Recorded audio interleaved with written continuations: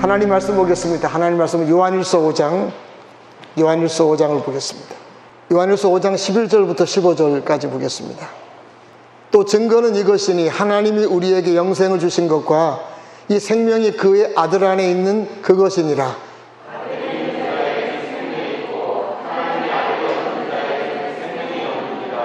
내가 하나님의 아들의 이름을 믿는 너희에게 이것을 쓰는 것은 너희로 하여금 너희에게 영생이 있음을 알게 하려 함이라.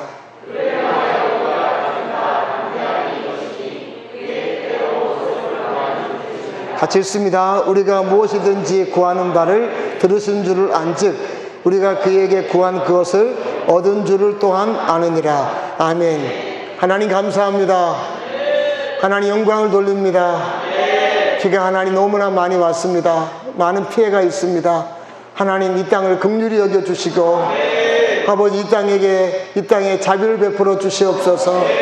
더 이상 하나님 비 피해 때문에 사람들이 고통을 당하지 않도록 하나님 비를 하나님 멈춰주시고 참으로 아버지 이 땅에 다시 한번 웃음이 넘칠 수 있도록 주님께서 도와주시기를 주님 간절히 바랍니다. 하나님 오늘도 비가 많이 오는 가운데 주님을 사랑하는 귀한 하나님의 백성들이 하나님 앞에 왔습니다. 오늘도 예배 가운데 주의 성령께서 강하게 임하여 주시옵소서. 강하게 임하여 주시옵소서. 영광 홀로 받아 주시옵소서. 영광 홀로 받아 주시옵소서. 우리에게 아버지 말씀하시고 우리를 만져주시고 우리의 은혜를 더하여 주시고 우리의 간구를 들으시고 우리 가운데 놀랍게 역사하여 주시옵소서. 오늘 하나님의 말씀을 함께 나눌 때 하나님 말씀이 생명으로 드러날 수 있도록 우리 영 안에 이 말씀이 잘 심겨질 수 있도록 성령님께서 온전히 주장하여 주시옵소서. 감사를 드리며 예수님 이름으로 기도합니다. 아멘. 한번 고백합니다. 하나님 사랑합니다. 하나님 좋았습니다. 많은 신앙인들이 주를 섬기면서 불안해하는 게 있습니다. 그게 뭐냐면 이거예요.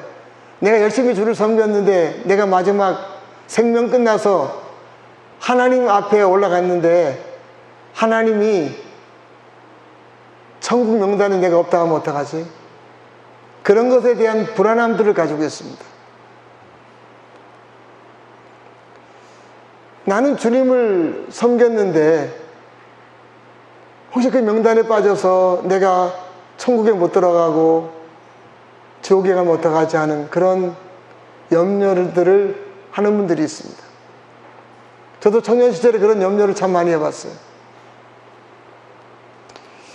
오늘 요한일서의 이 말씀도 마찬가지예요. 이 당시에 로마 시대 정권 아래서 많은 신앙인들이 어려운 가운데서 주를 섬겼는데 그들의 고민도 마찬가지예요. 아니 내가 이렇게 어려운 가운데 주를 섬겼는데 마지막 주님 앞에 갔을 때 난 너 모른다. 성경에도 그러잖아요. 우리 장로님 기도하신 것처럼 주여 주여 한 데만 다 천국에 들어간 게 아니다. 나는 주여 주여 했는데 내가 천국에 못 들어가면 어떡하지? 하는 것에 대한 불안함이 있다는 거죠. 거기에 대하여 지금 하나님께서 답을 하시는 겁니다. 성도들에게 아주 분명하고 선명한 답을 말씀하고 계십니다. 우리 한번 13절의 말씀 볼까? 13절의 말씀. 자, 같이 한번 읽습니다. 시작. 내가 하나님의 아들의 이름을 믿는 너희에게 이것을 쓰는 것은 너희로 하여금 너희에게 영생이 있음을 알게 하려 함이라. 아멘. 자, 여기 보세요. 내가 너희가 영생이 있음을 내가 확실하게 알려준다. 그러면서 앞에 뭐라고 말씀하세요? 어떤 사람에게 영생이 있다고 말씀하죠? 하나님의 아들의 이름을 뭐라고요? 믿는 너희에게. 그래.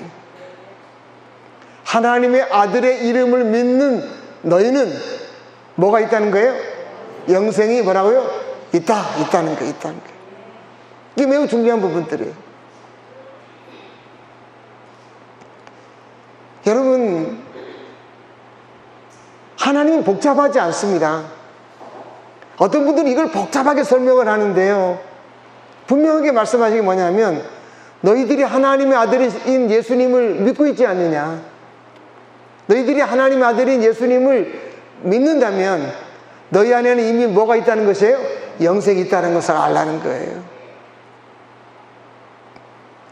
그렇기 때문에 너희들에게는, 예수님을 믿는 너희에게는 이미 영생이 주어졌기 때문에 나중에 어떻게 되지, 혹시 잘못하면 어떻게 될까 하는 불안함을 갖지 말라는 것입니다.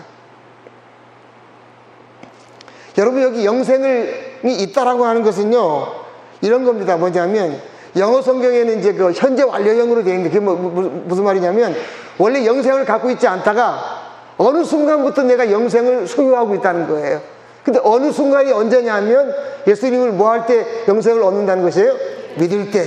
믿는 순간부터 지금까지 하나님이 주신 영생을 내가 소유하고 있다는 것이에요. 여러분, 그래서 예수를 믿는다는 게 무슨 말이에요? 예수님께서 나의 구원자가 되시고 내 삶의 주인이다라고 하는 것을 내가 인정하고 받아들이는 것이에요. 그 순간에 하나님의 생명이, 영원한 생명이 우리 안에 부어지게 됐다는 것입니다. 그 말씀을 하고 계신 거예요. 여러분, 그래서 예수를 믿는 사람들은 예수님께서 나를 위해서 십자가에서 죽으셨다, 그분이 나의 구원자입니다, 그분이 내 삶의 주인입니다 라고 하는 것을 내가 인정하고 받아들이고 고백하고 그렇게 하게 되어지는 순간에 하나님의 영원한 생명이 우리 안에 들어와 버렸습니다. 그래서 그 영원한 생명을 이 땅에서 가지고 살다가 그 영생을 가지고 어디로 올라가는 거예요? 천국으로 올라가게 된다라고 하는 것입니다. 여러분, 그래서 이 영생은 미래에 주어지는 것이 아니고 지금 내 안에 있어요, 없어요? 있다라고 하는, 있다는 것이. 그것을 분명히 알라는 거예요. 왜? 우리가 천국은 미래적이니까 불안해 하잖아요. 혹시 갔는데 내 이름이 없으면 어떡하지? 혹시 나중에 갔는데 내 명단이 빠졌으면 어떡하지? 얼마든지 사람이 불안해할 수 있는데 너희들에게는 이미 하나님의 영생이 주어졌다 하는 것을 너희들이 알라는 것입니다. 여러분, 사람은요, 하나님 형상으로 창조되었어요. 그래서 사람은 원래 영원토록 죽지 않는 존재예요. 여러분, 그래서 사람은 영원히 살긴 사는데 어떻게 사느냐? 지옥에서 영원한 멸망의 상태로 살 것인가, 천국에서 영원한 생명의 상태로 살 것인가, 이게 문제예요. 여러분, 그런데 우리는 원래 죄로 인해서 영원한 생명을 가졌지만 그게 지옥에서 영원히 사는 끔찍한 멸망의 그런 길로 갈 수밖에 없었는데, 하나님께서는 우리의 삶의 방향을 바꿔놓으셨다는 거예요. 누구를 통해서 바꿔놓으셨어요? 예수님을 통해서 그 말씀하시는 거예요. 여러분, 신앙생활 할 때 가장 중요한 것은요, 내가 구원받은 것에 대한 확신이에요. 이게 확신이 없으면요, 늘 불안한 거예요. 늘 어려운 거예요. 예수님 왜 이 땅에 오셨는가? 우리 한번 요한복음 10장 10절의 말씀 하나 보겠습니다. 자, 같이 한번 읽습니다. 시작. 도둑이 오는 것은 도둑질하고 죽이고 멸망시키려는 것뿐이요, 내가 온 것은 양으로 생명을 얻게 하고 더 풍성히 얻게 하려는 것이라. 아멘. 이 도둑은 누굴 말한다 그랬죠? 사단이 와서는 도둑질하고 죽이고 결국 우리를 뭐하시키려고 왔다고요? 멸망, 영원히 지옥에서 멸망시키려고 왔다. 그런데 예수님이 내가 온 것은 양으로 뭐라고요? 생명을 얻게 했어요. 영원한 생명을 얻어서 하나님과 함께 영원토록 살 수 있도록 생명을 우리에게 주려고 오셨다. 생명을 우리가 받음으로 이 땅에서 더욱더 풍성한 삶을 살 수 있게 하기 위해서 이 땅에 오셨다라고 하는 것입니다. 여러분, 그래서 이 세상에서 가장 중요한 것은요, 내가 영생을 가지고 있는가 하는 거예요. 여러분, 교회를 오래 다닌다고 해서 영생이 있는 건 아니에요. 내가 뭐 직분이 있다고 해서 영생이 있는 게 아니에요. 미국에서 목회하다 오신 어느 목사님이 그런 얘기 하더라고요. 미국의 교회를 가보면 이게 교회인가 아닌가 할 정도로 참담함이 많대요. 왜 그러냐면 미국으로 사람들이 많이 이민을 가면 직장을 얻기 위해서 어디로 모여요? 교회로 모인다는 거예요. 교회로 모인다는 거예요. 교회로 모이긴 모이는데 교회가 마치 사교 클럽처럼 돼 있다는 거예요. 세상 한국에서 잘 나가던 사람들이 교회 와서 자기의 그 잘 나갔던 것들을 자랑하면서 교회 안에 직분자가 됐는데 막상 그 안에 열어보면 전혀 구원받지 못한 상태로 무거운 직분을 받아서 교회를 한다는 거예요. 그러면 교회가 맨날 뭐가 일어나냐면 분란이 일어난다는 거예요. 왜 그래요? 영생을 받지 못했으니까. 구원받지 못한 사람들이 그 안에 가득하니까. 여러분, 그래서 이 세상에서 가장 중요한 것은 내가 하나님 앞에 구원받아 영생을 소유한 상태로 사는 것이다 라고 하는 것을, 여러분, 이것은 매우 중요해요. 교회 호감을 가졌다고 해서, 오래 다녔다고 해서, 교회를 열심히 나온다고 해서 그가 영생을 가진 건 아니에요. 분명히 그가 내 자신이 영생을 가졌는가를 확인하는 게 중요하다는 거예요. 그 영생은 여러분 어떻게 사람들에게 임하는가? 우리 한번 다시 11절과 12절 오늘 말씀 볼까요? 자, 같이 한번 읽습니다. 시작. 그 증거는 하나님이 우리에게 영원한 생명을 주신 것과 이 생명이 그분의 아들 안에 있는 이것입니다.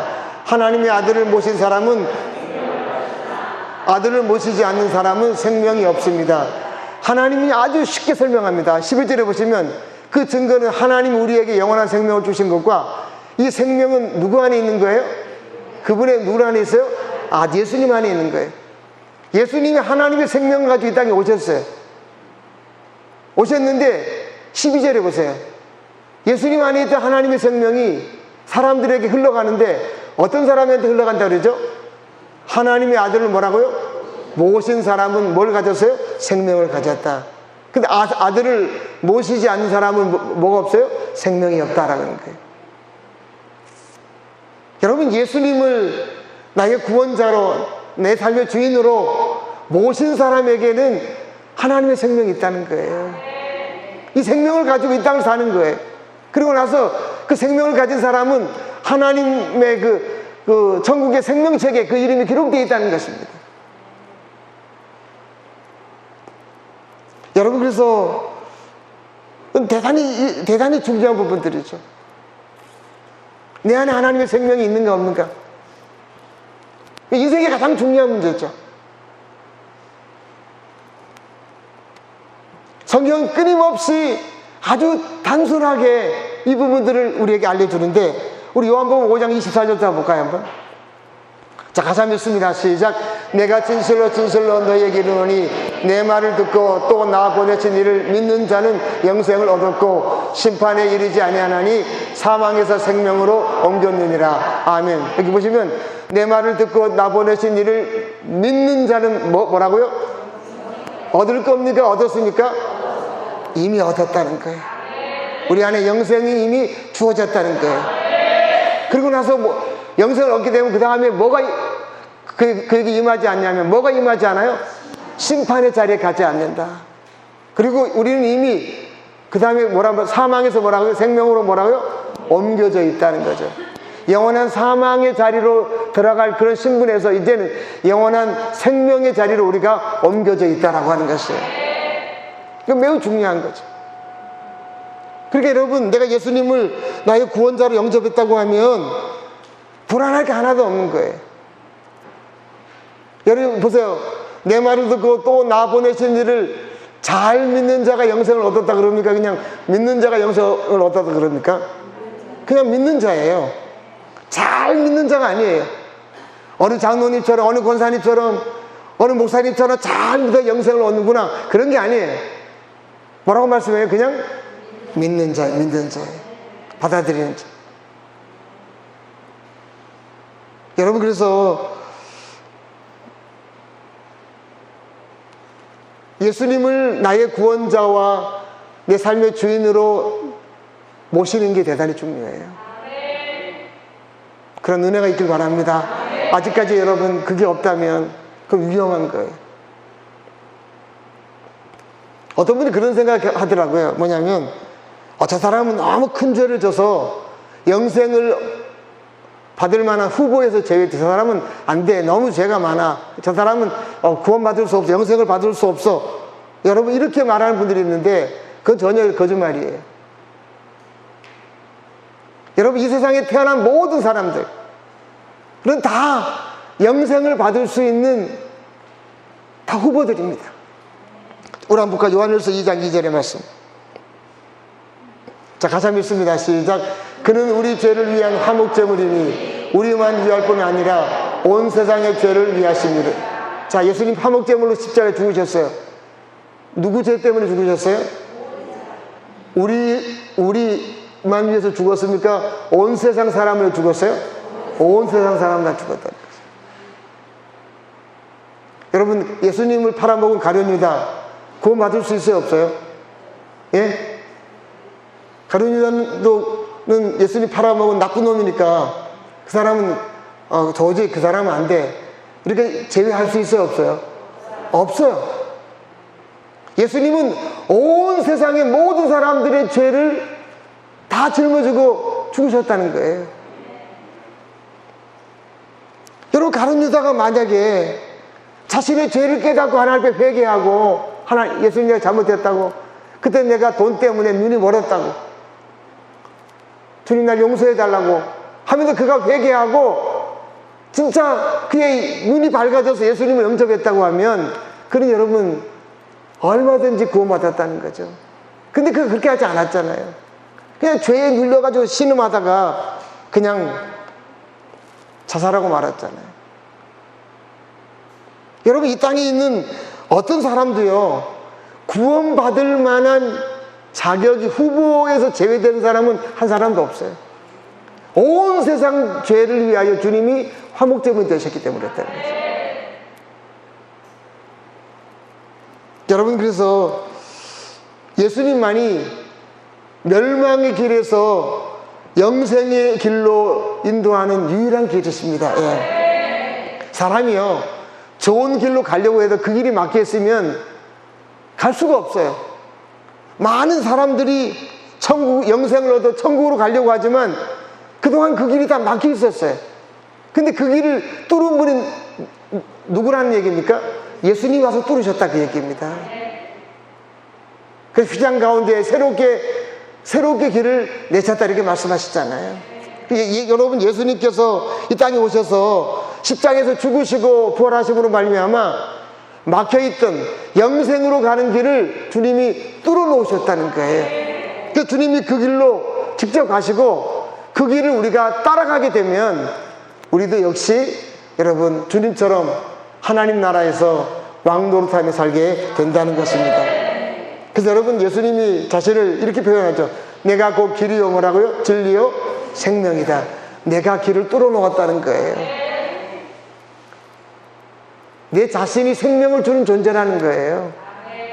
그래서 그분을, 예수님을 내가 구원자로 영접하는 게 중요해요. 이게 가장 중요해요. 여러분, 예수님께서 우리에게 그런 구원의 은혜를 다 베풀어 주셨는데 내가 거절하면요, 방법이 없어요. 마치 이런 겁니다. 대기 중에는 뭐가 있죠? 공기가 있어요. 여러분, 공기를요 마셔야 우리가 살잖아요. 마시든 안 마시든 그건 내 자유예요. 내가 여러분 스스로 공기를 절대로 안 마셔 그러면 스스로 죽는 거예요. 예수님께서 이미 모든 죄를 여러분 짊어지고 죽으셨어요. 마치 공기를 마시듯이 그것을 내가 받아들이기만 하면, 주님을 영접하기만 하면 여러분 그 영생은 나한테 오게 돼 있다는 거예요. 근데 많은 사람들이 공기를 그냥 내가 안 마시려고 입을 막고 코를 막고 하다가 질식해서 죽는 것처럼 예수님을 내가 안 받아들임으로 말미암아 이 땅에서 여러분 영생을 받지 못하고 멸망의 길로 가게 된다는 것이에요. 여러분, 그래서 가장 중요한 거, 예수님을 나의 구원자로 영접하시는 것입니다. 저도 우리 교인들을 보면서, 교회 나오는 분들을 보면서 저분은 구원받았을까 하는 아리송한 분들이 있어요. 늘 기도해요. 분명한 분이 있어요. 전부 구원받았구나 분명한 분도 있지만 아리송한 분도 있어요. 물음표가 되는 분들이 있어요. 물음표 되면 안 됩니다. 확신표가 돼. 확신표가 되십니다. 여러분, 우리 교회를 통해서 많은 사람들이, 교회 드나드는 모든 분들이 다 주님을 영접하고 하나님의 생명을 여러분 얻어야 할 줄 믿습니다. 이건 매우 중요하잖아요. 그래서 천국에 다 만나야 되잖아요. 거기서 기뻐서 춤도 추면서 김밥 먹었던 얘기도 하면서 이렇게 거기서 여러분 얘기해야 될 거 아닙니까? 만나서. 예. 그때 코로나 때문에 힘들었는데, 그때 뭐가 힘들었는데, 그 땅에서 나를 많이 위로해줘서 고맙다고, 힘줘서 고맙다고 하면서 여러분 천국에서 우리가 얘기하며 지낼 거 아니겠습니까? 예. 좌우람 인사하겠습니다. 천국에서 만납시다. 한 번 더 하겠습니다. 천국에서 만납시다. 여러분, 그런데 보세요, 이제. 자, 어떤 사람이 자기는 구원받았다고 확신을 해요. 근데 다른 사람이 볼 때는 구원을 못 받은 것 같아. 이런 사람이 있어요, 없어요? 있어요, 없어요? 있어요. 자기는 구원받았다고 확신을 해. 다른 사람이 볼 때는 저 사람 구원 못 받은 것 같아. 그러니까 자기는 주관적으로는 구원받았다고 확신하는데 다른 사람들의 눈에 볼 때 객관적으로 저 사람은 아직 영생을 받지 못한 사람 같아. 이런 경우도 우리 주변에 있다는 거예요. 여러분, 이 구원은요, 영생을 얻은 사람은 내 주관적인 확신도 있지만 객관적인 증거도 반드시 나타난다는 거예요. 객관적인 증거가 반드시 나타나는 거예요. 자기는 구원받았다고 막 떠들어대는데 아무리 옆에서 봐도 저는 저 사람은 구원받은 사람이 아니에요. 그렇게 행동하는 게 보니까 아니더라 그 얘기예요. 여러분, 만약에 어떤 전기선이 있는데 사람들이 그럽니다. 이 전기선에는 전기가 통할까 안 통할까? 여러분, 막 해. 어떤 사람은 통한다, 어떤 사람은 안 통한다. 그럴 때 확인하는 방법은 뭐예요? 선풍기를 갖다 연결해 놓고 보면 선풍기가 돌아가면 전기가 통하는 거고 안 돌아가면 전기가 끊어진 거잖아요. 그 객관적인 거잖아요. 여러분, 우리 신앙도 마찬가지예요. 여러분, 저분은 분명히 구원받아 영생을 가진 사람이 하는 것을 사람이 객관적으로 확인할 수 있어야 된다는 거예요. 그거 없이 자기는 구원받았다고 그러는데 전혀 그렇지 않은 이 땅에 많은 사람들이 존재한다는 거예요. 그 착각이에요. 자기 착각. 그 여러분, 구원받은 객관적인 증거가 뭐가 있을까? 오늘 읽은 말씀으로 한번 14절 15절의 말씀 볼까요? 자, 14절 15절 자, 같이 한번 읽습니다. 시작. 그를 향하여 우리가 가진 바 담대한 이것이니 구하면 들으심이라. 우리가 무엇이든지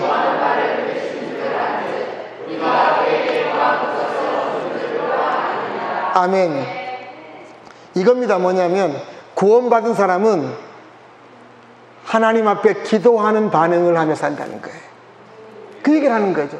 영생을 얘기하다 갑자기 기도를 얘기하는 이유가 뭐냐? 영생 받은 증거가 뭐냐? 하나님 앞에 기도하고 도움을 구하는 존재로 살아가게 된다는 거예요.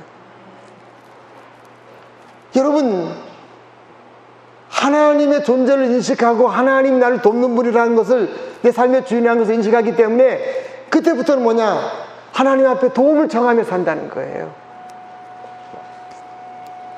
영생이 없는 사람은요, 절대로 하나님 앞에 기도하지 않습니다. 도움을 청하지 않아요. 왜? 그런 건 헛수고니까. 자기의 힘과 자기의 능력으로 살려고 하죠. 그렇게 살았던 사람이 어느 날 구원을 받아 영생을 얻게 되면 그때부터 하나님 앞에 도움을 청하기 시작하는 거예요. 기도하면서 내가 기도하면 하나님 들으시지, 내가 기도하면 아버지께서 나를 선대하시지 하면서 하나님 앞에 엎드려서 도움을 청하며 산다는, 이게 자연스럽게 나타난다는 거예요. 자연스럽게. 이게 객관적인 증거예요.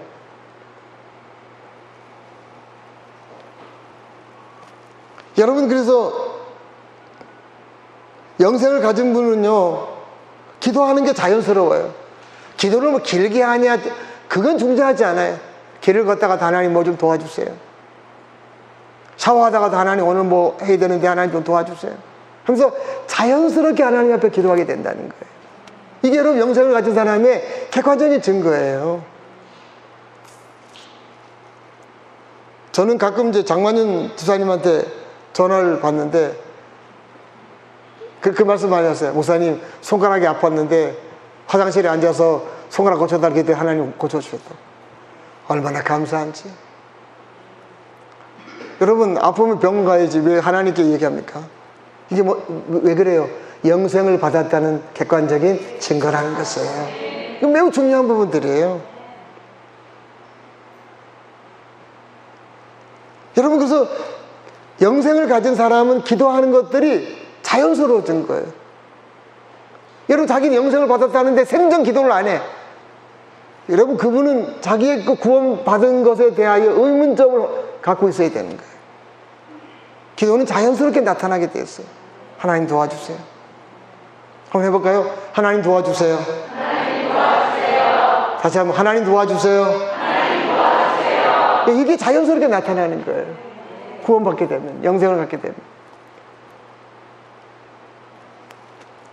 또 한번 요한일서 5장 18절의 말씀 볼까요?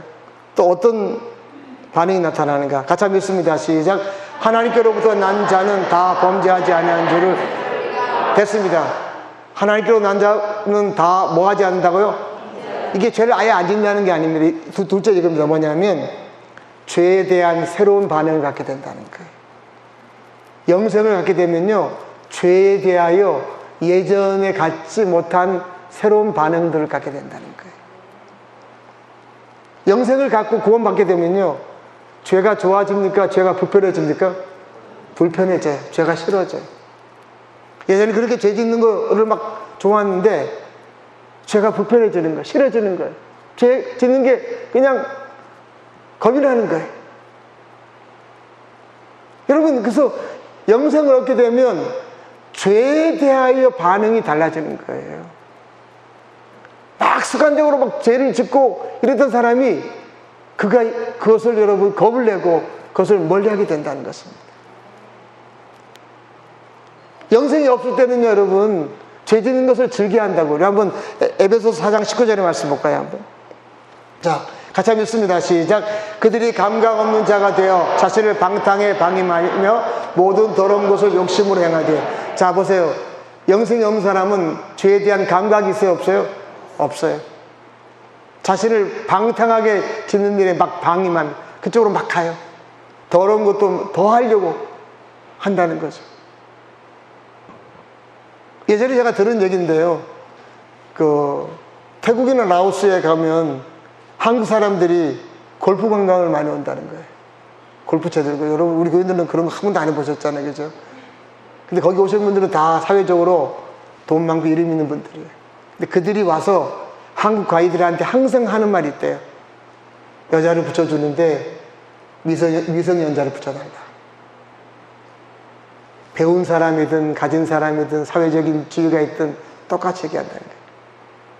가이드가 아주 그냥 머리가 쥐가 난다는 거예요. 왜요?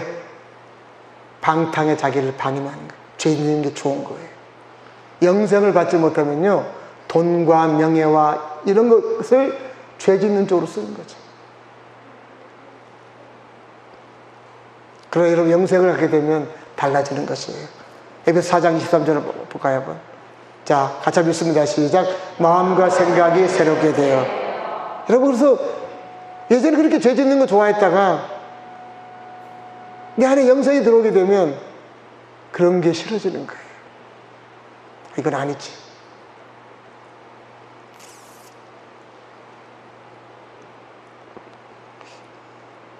어떤 분이 그러더라고요. 자기는 마음에 상처가 많아가지고 청년 시절에 맨날 클럽에 가서 춤만 췄대요. 클럽에. 그러고 나면 속이 좋았는데 어느 날 주님 영접하고 나니까 클럽 가는 게 싫어지더라는 거예요. 막 돈 주고 가자 그래도 그게 싫어지더라는 거예요. 왜? 영생을 가지니까 죄가 싫은 거예요. 싫은 거예요. 이게 저절로 나타나는 반응이에요. 근데 여러분, 근데 막 영생을 받았다 그러는데 뭐 그런데 뭐 아무런 변화 없이 그냥 죄 짓는데 막 가고, 그 사람이 영생이 없는 거예요. 여러분, 그래서 그런 것들이 달라지면 주변 사람들이 뭐라 그럽니까? 예수 믿고 나더니 사람이 변했다, 이렇게 얘기하는 거예요. 죄에 대한 반응이 달라져요. 그러니까 여러분, 그건 노력해서 되는 게 아니라 자연스럽게 일어나는 반응이에요. 자연스럽게.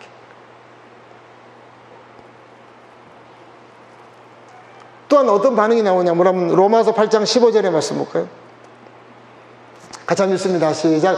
너희는 다시 무서워하는 종의 영을 받지 아니하고 양자의 영을 받았으므로 우리가 아빠 아버지라고 부르짖느니라. 아멘. 세 번째는 뭐냐, 하나님에 대한 분명한 반응이 생긴다는 거예요. 하나님을 뭐라 부른다고요? 아빠 아버지. 친근하게 부르, 친근하게. 한 달 전인가 그 선미자매가 딸내미 리사를 데리고 이렇게 교회에 와서 한참 얘기하는데 얘가 막 울더라고요. 근데 다른 집사님들이 막 안아줘도 하나도 끝이지 않아요. 근데 엄마가 이렇게 안고서 이렇게 쓱 웃어주니까 애가 뚝 꽂히면서 웃더라고요. 애는 엄마의 미소를 좋아하잖아요. 여러분, 그건 본능적으로 엄마를 아는 거잖아요.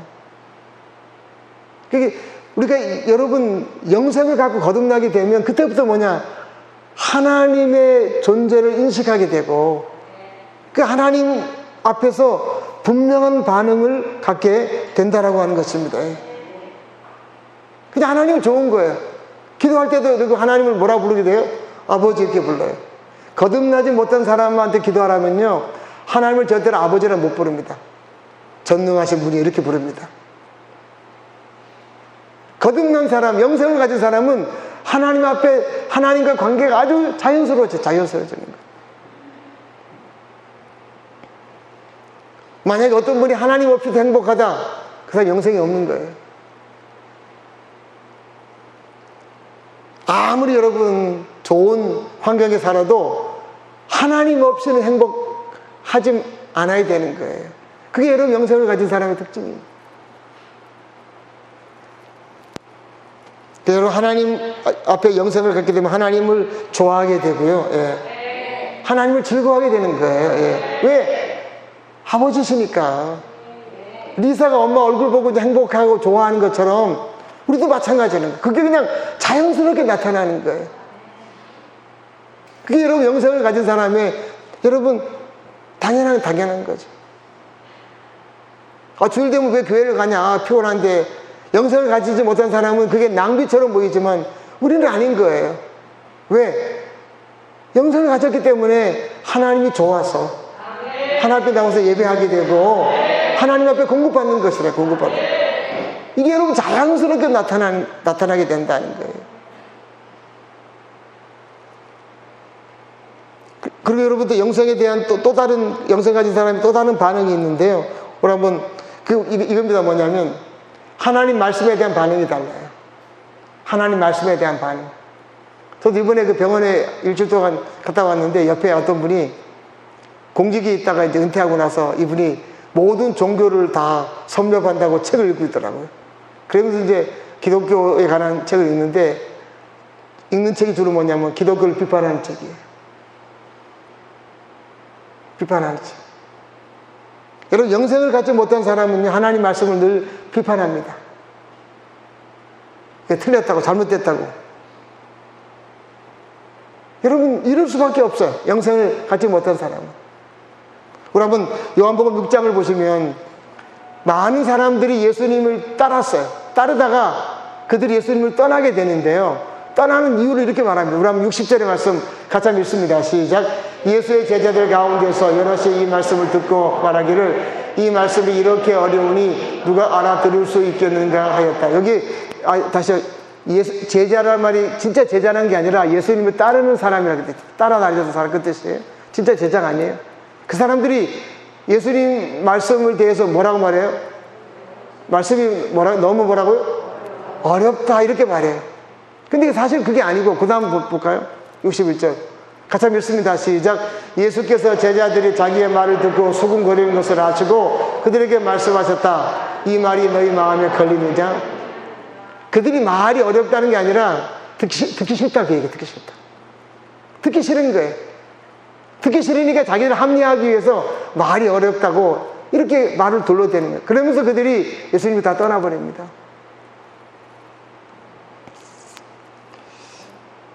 여러분, 영생을 가지지 못한 사람은요, 하나님 말씀에 대하여 반응을 못해요. 다 말씀이 마음에 걸려요. 다 불편해요. 다 마음에 안 들어요. 여러분, 영생을 가지지 못한 사람은 그럴 수밖에 없어요. 왜? 육신의 눈으로 바라보니까. 그래서 사람들이 주님을 따르겠다고 왔다가 거의 다 가버리죠. 그때 예수님이 남아있는 진짜 제자들에게 이렇게 말씀합니다. 우리 한번 그 다음 말씀 볼까요? 같이 읽습니다. 시작. 예수께서 12 제자에게 이르시되 너희도 가려느냐? 시몬 베드로가 대답하되 주의 영생의 말씀이 주께 있사오니 우리가 누구에게로 가오리까? 12 제자 중에 베드로가 뭐라 말해요? 예수님께는 뭐가 있다고요? 영생의 말씀이 있습니다. 그래서 어떻게 내가 주님 말씀을 떠나갈 수 있겠습니까? 이게 영생을 가진 사람의 반응이다 하는 것이에요. 그리고 영생을 가진 사람은요, 하나님 말씀이 귀에 들리게 돼 있어요. 왜? 그 진리임을 알기 때문에. 하나님 말씀이 잘 들릴 수 있길 바랍니다. 잘 들리셔야 돼요. 이게 매우 중요합니다. 여러분, 하나님의 말씀이 힘을 주는 말씀도 있지만 마음에 부담을 주는 말씀도 있어요, 없어요? 있어요. 마음에 부담되는 말씀도 있어요. 그러나 여러분, 그런 말씀일지라도 그게 하나님 말씀이라면 우리가 아멘으로 받아야 된다는 거예요. 부모가 자녀를 교육할 때도요, 자녀를 잘하라고 격려도 하지만 때로는 뒤통수 때리면서 꾸중하는 말도 있다는 거예요. 뒤통수 때리면 꾸중을 들어야 될 때도 있는 거잖아요, 애가. 그래, 애가 정신을 차리니까. 늘 여러분 교회 와가지고 늘 좋은 말씀, 그냥 격려와 위로의 말씀만 들으려고 하면 안 되고, 때로는 마음에 좀 부담스러운 말씀도 우리가 들어야 된다는 거예요. 왜? 그래, 우리가 바른 방향으로 갈 수 있기 때문입니다. 그게 아버지의 마음이에요. 오늘 새벽 기도 때 보니까 그 말씀을 신명기서를 읽어봤더니 하나님이 이스라엘 백성들이 가나안 땅에 들어가서 잘못될까봐 걱정하며 염려하면서 그들에게 계속해서 똑같은 말씀을 반복한 걸 제가 함께 나눴어요. 너희들이 목이 곧지 마라. 너희들의 마음이 완악하면 안 된다. 너희들이 목이 곧고 완악하면 스스로 부패해서 망한다. 그러면서 계속 하시는 말씀을 들었어요. 하나님이 염려가 되시니까. 듣는 그들은 얼마나 부담스럽겠어요. 여러분, 하나님의 말씀은 때로는 그런 말씀도 우리에게 여러분 줄 수 있다라고 하는 거예요. 그러나 그런 말씀일지라도 우리가 여러분 잘 받으면 우리에게 더 유익이 된다는 거죠. 네, 유익이 돼요. 그래서 영생을 가진 사람은 하나님 말씀에 대하여 반응하는 게 달라지는 거예요. 반응. 한번 고백해 볼까요? 하나님 말씀은 생명입니다. 하나님 말씀은 생명입니다. 또한 영생을 가진 사람이 나타나는 또 다른 반응, 여러분 요한일서 3장 14절 말씀 같이 읽습니다. 시작.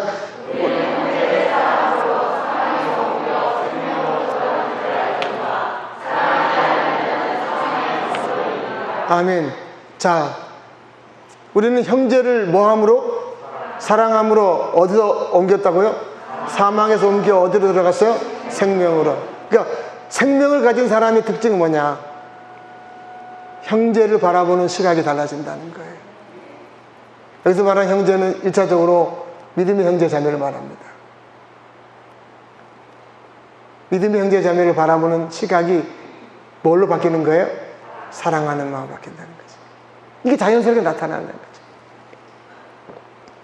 여러분, 가족 간에는 사랑을 안 가르쳐줘도 사랑하잖아요. 그죠? 사랑하죠. 우리는 여러분 주님 안에서 형제 자매입니까? 남입니까? 형제 자매잖아요. 하나님을 우리가 다 아버지라 부르잖아요. 아버지 아래 다 형제 자매. 그래서 여러분, 그래서 그 생명을 가진 사람은요, 성도를 대하는 태도가 달라진다는 거예요. 그 얘기를 하고 있습니다. 영적인 가족이기 때문에 사랑하는 눈으로 바라보게 된다 하는 거예요. 교회는요, 똑똑한 분도 있고 또 그렇지 못한 분도 있고 다 다르잖아요. 근데 여러분, 우리가 모든 성도를 바라볼 때 늘 사랑의 눈으로 바라보는 거예요. 이게 여러분, 생명을 가진 사람의 일반적인 반응이라는 거예요. 우리 안에 그런 귀한 은혜가 넘치길 바랍니다. 예. 늘 사랑으로 바라보는 거예요. 저분의 저 모양이야 그러지 말고, 연약함과 부족함이 보이면 긍휼함을 가지고 우리가 기도하고, 이런 마음으로 나타나는 게 영성을 가진 사람의 일반적인 반응이라는 거예요. 그 위에서 기도도 해주고 말이죠. 예. 요한일서 3장 17절 말씀 볼까요? 같이 한번 읽습니다. 시작. 누가 이 형제의 보고도 도와줄 마음을 닫으면 하나님의 사랑이 어찌 그 속에 거하겠느냐. 그 여러분, 형제가 어려울 때, 어려운 성도가 눈에 보이면 어떻게 된다고요? 재물을 가지고 그를 도와줘야 된다. 도와줘야 된다. 이게 여러분, 그 영생을 가진 사람의 나타나는 반응이다 하는 것입니다. 지난번 우리 김홍일 선교사님 수술한다고 저희가 이렇게 보내드렸더니 문자가 왔어요. 너무 감사하고, 감사하다고, 충성스럽게 사역하겠다고. 왜 우리가 그를 돕습니까? 어려움에 처해 있는 형제이기 때문에 돕는 거예요. 이유는 간단해. 그래서 여러분, 우리가 어떤 영생을 가진 사람은 성도를 그렇게 우리가 바라보게 된다 하는 거죠. 옆 사람 한번 바라봐 주세요. 한번 사랑스러운지 한번 하겠습니다. 사랑스럽습니다. 예, 한번 하겠습니다. 참 멋지십니다. 로마서 12장 10절 한 말씀 볼까요? 저는 이 말씀 참 좋아하는데 같이 한번 읽습니다. 시작. 형제의 사랑으로 서로 친절하게 애정을 가지고 서로 먼저 존중하며. 그러니까 이게 두 가지 알았으면 좋겠어요. 사랑을 가지고 서로 어떻게 대하라고요? 친절하게. 친절하게. 교회에서도 성도들 만날 때 친절하게 대하고, 두 번째는 애정을 가지고 서로 뭐라고요? 상대방을 뭐 하라고요? 존중해 주라. 존중해 줘. 이게 이제 이게 영생을 가진 사람의 일반적인 반응이라는 거예요. 이 두 가지만 잘해도요, 교회 안에서 이게 잘 훈련되고 나타나면 사회 가서도 마찬가지예요. 세상 가서도. 사람을 친절하게 대하고, 또 부족해 보이는 사람도 그를 막 존중해주고, 이게 여러분 영생을 가진 사람의 일반적인 반응이다 하는 것입니다. 반응이다. 그리고 마지막 하나만 더 볼까요? 영생을 가진 사람의 마지막 반응은요, 뭐 여러 가지 있지만 그 중에 하나가 뭐냐, 주님을 알지 못하는 사람들에 대한 시각이 달라지는 거예요. 여러분, 영생을 가지지 못하는 사람들은 사람을 볼 때 늘 육신적인 것을 보잖아요. 야, 강남에 30억짜리 아파트 있으면 얼마나 좋을까, 이게 보는 거죠.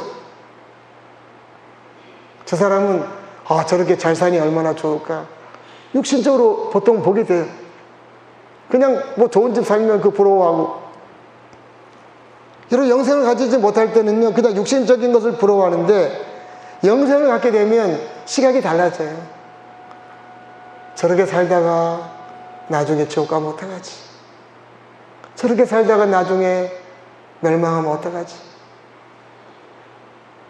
그런 시각으로 안 믿는 사람들을 바라보게 된다는 것입니다. 그게 사람마다 크고 작음이 있지만 그런 반응들이 우리 안에서 저절로 일어나게 된다는 것입니다. 바울 사도도 여러분, 그 복음을 전할 때 극렬하게 반대했던 자기 동족에 대해서 이렇게 말합니다. 우리 한번 로마서 9장 1절부터 3절까지 말씀 볼까요? 같이 한번 읽습니다. 시작. 내가 그리스도 안에서 참말을 하고 거짓말을 나에게 큰 근심이 있는 것과 마음에 그치지 않는 고통이 있는 것을 내 양심이 성령 안에서 나와 더불어 증언하노니. 3절. 나의 형제 고육의 친척을 위하여 내 자신이 저주를 받아 그리스도에서 끊어질지라도 원하는 바로라. 자기 주변에 있는 그런 골육의 친척들이 주님을 믿지 않으니까 너무 가슴이 아파서 하는 고백이에요. 여러분, 그래서 영생을 갖게 되면 내 주변에 주님을 알지 못하는 사람에 대한 안타까움이 생기는 거예요. 저러다 살다 갑자기 이 땅을 떠나면 어떡하지? 그런 반응들이 우리 안에서 저절로 일어나게 된다는 것입니다. 그래서 여러분, 우리가 그래서 그들에게 복음을 전하고 인내하고 사랑을 베풀고 그러는 것입니다. 이런 반응들이 영생을 가진 사람들에게서는 자연스럽게 일어난다는 거예요. 자연스럽게. 그러니까 노력해서 되는 게 아니고 자연스럽게 일어나는 거예요. 이런 걸 보면서 저 사람은 구원받았구나, 영생이 있구나, 이렇게 하는 거예요. 근데 이런 게 하나도 안 나타난다면 그 사람은요, 영생을 갖고 있는 사람이 아니에요. 아직 자연인의 상태에 있는 거죠. 우리 교회 안에 추석하는 모든 분들이 다 주님을 영접해서 이런 자연스러운 반응들이 일어나야 될 것입니다. 근데 여러분, 안디옥 교회 사도행전 12장에 보면 안디옥 교회 성도들이 불신자들로부터 그들이 그리스도인이라는 칭함을 받았어요. 왜? 그들 안에 나타나는 반응 때문에. 보니까 저 사람들은 그리스도를 따르는 영생을 얻는 사람이구나. 그래서 불신자들이 그렇게 말을 했다는 거죠. 객관적으로 그런 것들이 인정되어진다는 거죠. 여러분, 이 5가지를 보면서 무슨 생각이 듭니까? 여러분, 이 5가지 중에서 내 안에서 잘 나타나는 것도 있고 잘 안 되는 것도 있잖아요. 그죠? 잘 안 되는 것도 있어요. 그러나 그런 반응들은 다 있을 거예요. 우리 안에 그런 5가지 여러 가지 반응들이 지금도 더 커져야 할 줄 믿습니다. 더 잘 나타나야 되는 거예요. 더 나타나야 되죠. 기도하는 것도 아주 자연스럽고, 하나님 말씀을 대하는 것도, 하나님을 대하는 것도, 형제를 대하는 것도, 불신자를 대하는 것도 지금보다 더 강화돼서 나타나게 되는 것입니다. 주님 그걸 우리에게 원하신다는 거예요. 교회에서 성도를 만날 때도 형제를 진짜 여러분 사랑하는 눈으로 이렇게 바라보시고, 불신자를 볼 때도 육신의 눈으로 보지 마시고, 저가 무슨 차를 타고 다니냐, 무슨 집에 사느냐, 그게 중요한 게 아니니까 그들의 영혼을 이렇게 감찰하시고, 하나님 말씀을 들을 때도 마찬가지고, 힘든 어릴 때마다 순간순간 하나님 앞에 도움을 청하고 기도하고 하는 그런 것들이 지금보다 더 강하게 나타나는 것, 그게 우리 주님께서 우리에게 원하시는 것이다 하는 것입니다. 그래서 우리가 어딜 가든지 당신은 그리스도인이군요, 이 말을 우리가 받아내셔야 됩니다. 이런 것들로 받아내는 거예요.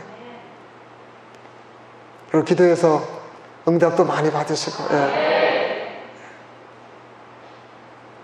하나님 때문에 좋아서 막 흥분하며 다니는 그런 모습도 여러분 보여주시고, 그게 주님 우리에게 영생을 가진 우리들에게 원하시는 것이다 하는 것입니다.